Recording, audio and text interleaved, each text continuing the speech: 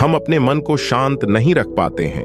हमारा मन हमेशा विचलित रहता है, जिससे हम सही निर्णय नहीं ले पाते हैं और हम कुछ गलत कदम उठा लेते हैं जिससे हमें हानि होती है। लेकिन हमें अपने मन को हमेशा शांत रखने का प्रयास करना चाहिए ताकि हम सही निर्णय ले पाए।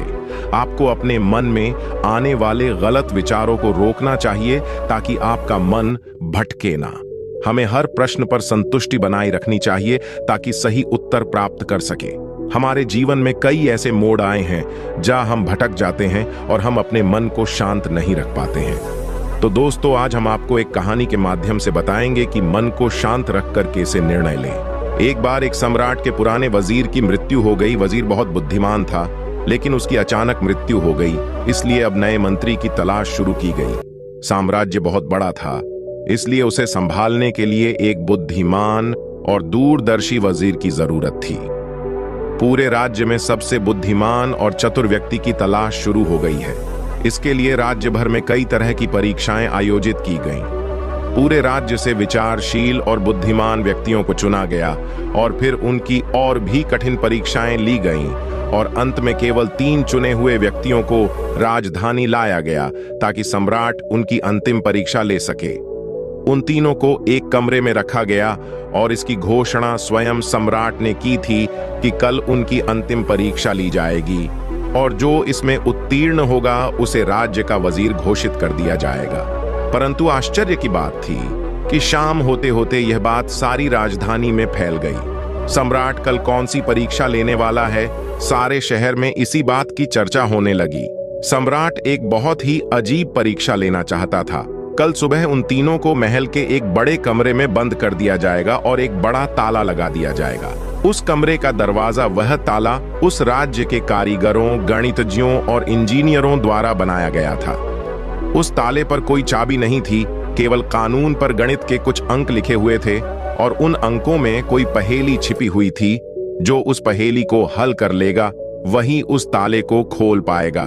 धीरे धीरे यह बात उन तीनों तक पहुंच गई कि कल उन तीनों को एक कमरे में बंद कर दिया जाएगा और वहां ताला लगा दिया जाएगा। इसकी कोई चाबी नहीं है, बस उस ताले पर गणित के कुछ नंबर खुदे हुए हैं जिसमें एक पहेली छिपी हुई है। उन तीनों में से जो भी उन नंबरों का उपयोग करके पहेली को हल करेगा और सबसे पहले दरवाजा खोलेगा और कमरे से बाहर आ जाओ, उसे वजीर बना दिया जाएगा। यह सुनते ही 3 में से 2 बाजार की ओर भागे और ताले के बारे में जितनी भी गणित की किताबें मिल सकती थीं, वे सब ले आए और उनका अध्ययन करने लगे। लेकिन तीसरी सबसे अजीब थी।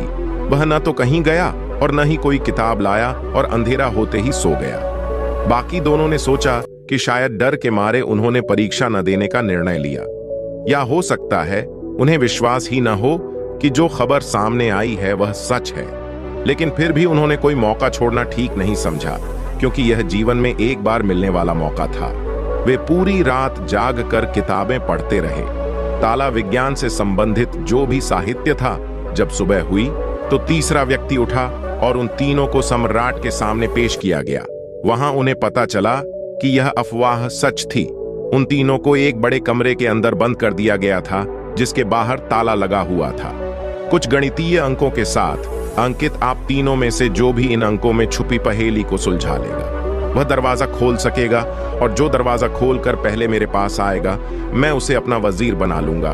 मैं बाहर आप तीनों का इंतजार करूंगा। इतना कहकर बादशाह चला गया। वे दोनों व्यक्ति जिन्होंने पूरी रात पढ़ाई की थी, कुछ किताबें लाए थे।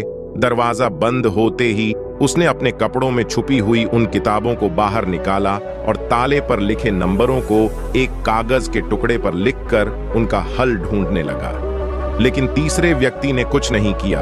उसने अपनी आंखें बंद कर लीं और कमरे के कोने में चुपचाप बैठ गया। उसे बैठा देखकर वे दोनों हंस पड़े और ताना मारते हुए बोले, क्या तुमने हार मान ली? कुछ करो तो कुछ होगा। उन्हें लगा कि उसने हार मान ली है, वह डरा हुआ है और कुछ भी प्रयास नहीं करना चाहता। लेकिन उसके मन में शांति थी, स्थिरता उसकी आंखों में झलक रही थी। वह परेशान नहीं लग रहा था, वह बैठा हुआ था। तभी अचानक उसे कुछ सूझा। वह उठकर दरवाजे के पास आया और धीरे से उसे धक्का दिया और क्या, दरवाजा खुला।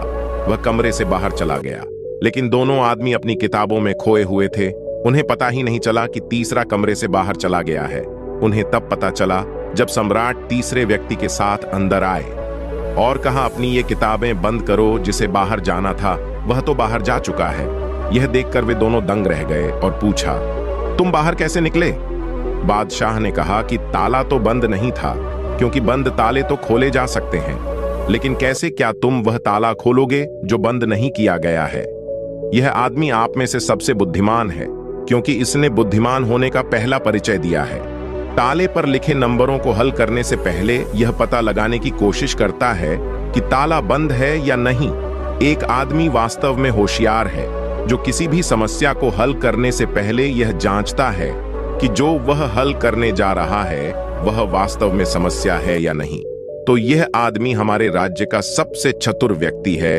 हम इसे अपना वजीर नियुक्त करते हैं। तो दोस्तों, इस कहानी से यही सीखने वाली बात है कि जब भी हमें लगे कि हमारे सामने कोई बड़ी समस्या है, तो घबराकर उस समस्या का समाधान ढूंढने की बजाय हमें शांति से सोचना चाहिए कि जो मैं समझ रहा हूं वह वास्तव में समस्या है या नहीं।